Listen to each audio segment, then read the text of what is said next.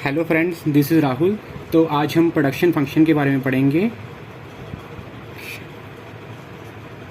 Production function को देखने से पहले हम देखते हैं कि प्रोडक्शन क्या होता है। प्रोडक्शन के लिए हमें इनपुट्स की ज़रूरत पड़ती है। प्रोडक्शन देखना है हमें। प्रोडक्शन के लिए सबसे पहले इनपुट्स की ज़रूरत पड़ती है। इनपुट्स क्या होते हैं हमारे पास? जैसे होती है लैंड, लेबर और कैपिटल और एंटरप्रेन्योर। इसका मतलब है कि जो प्रोडक्शन है वो फंक्शन है land, capital, entrepreneur and efficiency parameter. जैसे कि एक फैक्ट्री होती है, फैक्ट्री में प्रोड्यूस करने के लिए लेबर भी लगाना पड़ता है और वह मशीन भी लगती है। इसके बाद हम इसकी टाइप्स पढ़ते हैं। एक होती हैं शॉर्ट रन और दूसरी होती हैं लॉन्ग रन। जो शॉर्ट रन होती है उसमें हमारे पास इतना टाइम नहीं होता कि हम नई कैपिटल लगा सकते। सिर्फ एक वेरिएबल होता है हमारे पास और बाकी सारे कांस्टेंट होते हैं। जैसे अगर हमने प्रोडक्शन बढ़ाना हो तो सिर्फ लेबर को बढ़ा सकते हैं। जैसे जैसे लेबर बढ़ाते जाएंगे हमारा प्रोडक्शन बढ़ता जाएगा।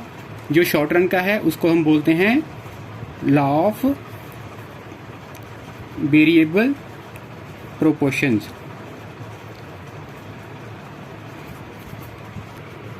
ये लॉ ऑफ वेरिएबल प्रोपोर्शन होता है। इसमें ऐसा होता है कि जैसे हम दो ले लेते हैं, production is a function of के एल। इसमें हमारी जो के है उसको कांस्टेंट ले लेते हैं और लेबर है वो वेरिएबल ले लेते हैं। अगर हमने कहीं उत्पादन को बढ़ाना हो तो लेबर को बढ़ाएंगे तो हमारे पास प्रोडक्शन बढ़ता जाएगा।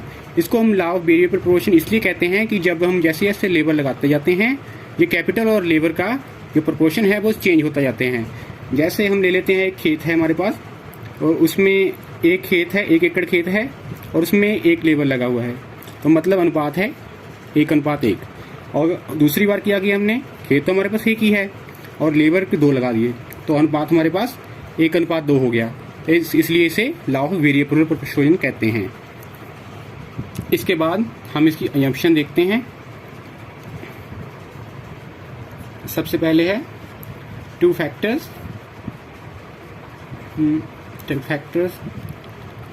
Capital and labour. जो लेबर है वो वेरिएबल है और कैपिटल है जो वो कांस्टेंट है। दूसरा है अनुपात को, प्रोपोर्शन को चेंज किया जा सकता है। Can be changed. Short run ये थोड़े समय के लिए लागू होता है। तो इसके बाद हम इसकी एक्सप्लेनेशन देखते हैं। ये हमारे पास है टोटल प्रोडक्शन, एवरेज प्रोडक्शन और मार्जिनल प्रोडक्शन।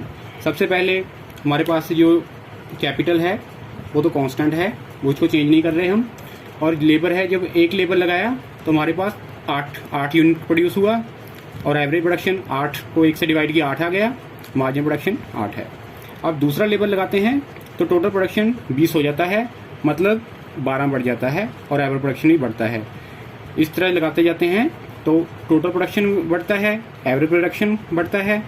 पहली स्टेज में क्या होता है, मार्जिन प्रोडक्शन भी बढ़ रहा है, एवरेज प्रोडक्शन भी बढ़ रहा है और टोटल प्रोडक्शन भी बढ़ रहा है। जब सेकंड स्टेज आती है उसमें मार्जिन प्रोडक्शन कम होना शुरू हो जाता है और जो एवरेज प्रोडक्शन है वो भी कम हो जाना शुरू हो जाता है, लेकिन वो थोड़ी कम स्पीड पे कम होता है। टोटल प्रोडक्शन है वो भी ज़्यादा बढ़ता है। इसके बाद जो थर्ड स्टेज आती है उसमें मार्जिन प्रोडक्शन 0 और उसके बाद नेगेटिव हो जाता है। ऐसे एवरेज प्रोडक्शन है वो भी कम होने शुरू हो जाता है। लास्ट में आकर टोटल प्रोडक्शन है हमारा वो 60 से 50 हो जाता है। इसके बाद हम इसे डायग्राम